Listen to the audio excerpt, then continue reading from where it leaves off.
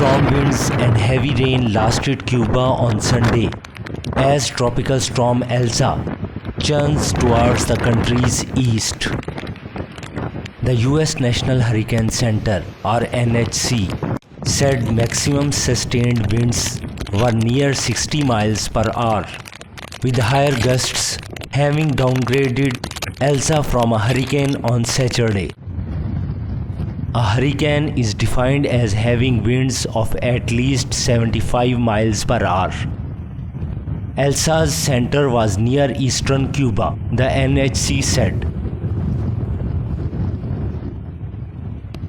It was about 40 miles south-southeast of Cabo Cruz in Cuba and heading northwest.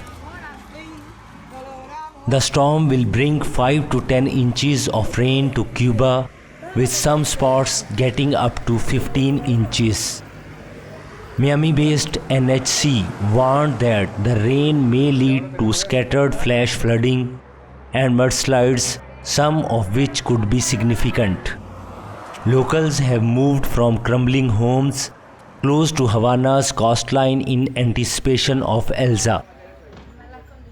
Bueno, nos estamos mudando porque se está cayendo el edificio. Y hay que mudarse, ahora con el ciclón que viene, la cosa está negra, como decimos nosotros los cubanos, hay que mudarse. Así que continuamos. Bueno, porque nos están evacuando y eso por el problema del ciclón que hay y el edificio está en muy mal estado. Bueno, ya como tú ves también eso ahí. Y hay algunas cosas de derrumbe por allá atrás también, entonces hay que tener la seguridad de uno mismo, ¿tú me entiendes? Se ejecuta el mantenimiento de las redes de drenaje pluvial, tanto correctivo como que estamos ahora, como preventivo, en aquellos que son reincidentes las inundaciones por intensas lluvias o por penetraciones del mar.